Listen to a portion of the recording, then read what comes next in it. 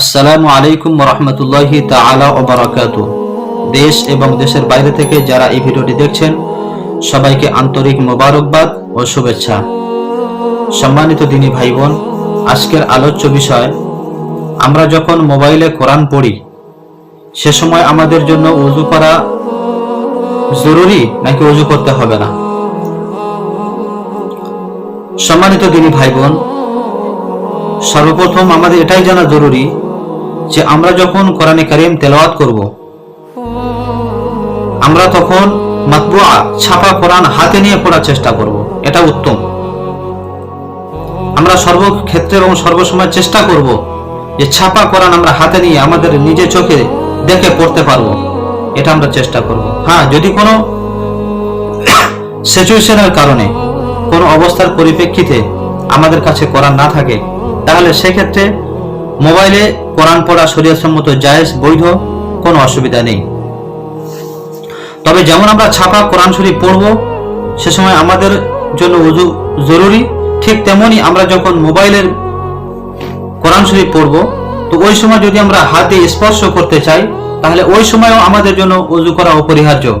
মোবাইলের উপরে দেখা যাওয়া কোরআন শরীফ আমরা যদি স্পর্শ করতে চাই তাহলে কিন্তু আমাদের ওযু করা জরুরি। বিনা ওযুতে মোবাইলের উপরে দেখা যাওয়া কোরআন শরীফকে আমরা হাত দিতে পারবো না। এটা হাত দেওয়া শরীয়তসম্মত অবৈধ, চলবে না।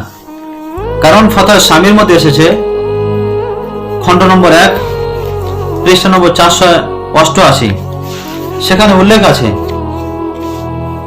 ওয়ায়ামনাউ দুখুলুল মসজিদি ইলা কওলিহি ওয়া মাসসাহু আইল কুরআনি ওয়ালাউ ফি লাওহিন আও দিরহামিন আও হাইতিন।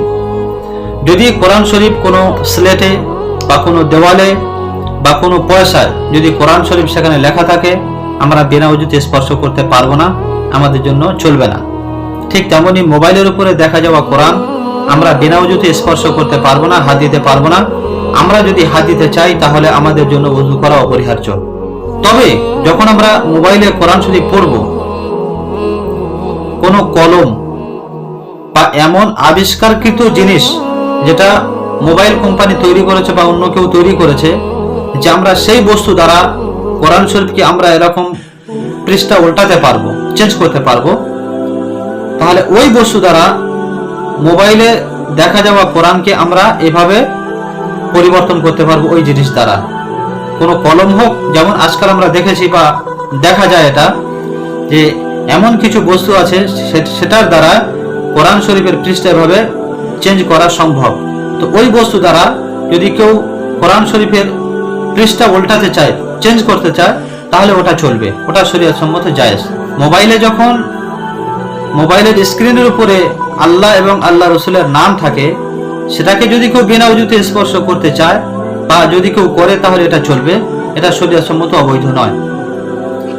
আর একটা জিনিস আমাদের এটাও জানা দরকার যে কোরআন মোবাইলে যদি কোনো রেকর্ড চলে, কোনো রেকর্ডিং করা জিনিস যদি চলে, কোরআন হোক বা কেরাত হোক বা হাদিস হোক, তাহলে এটাকে আমরা বিনা ওযুতে স্পর্শ করতে পারবো মোবাইলে, কারণ এটা রেকর্ড, আর রেকর্ড চলাকালীন মোবাইলে হাত দিয়ে স্পর্শ করা জায়েজ। এটা রয়েছে কিতাবুন নামাজিল, খণ্ড নম্বর 15, পৃষ্ঠা নম্বর 51, ফতোয়া শামী, খণ্ড নম্বর 1, পৃষ্ঠা নম্বর 488, মাসাইলে মোবাইল, পৃষ্ঠা নম্বর 33। আশা করছি আপনারা বুঝতে পেরেছেন। আপনারা জানাবেন কমেন্ট করে। আসসালামু আলাইকুম রহমতুল্লাহি তাআলা ওয়া বারাকাতুহু।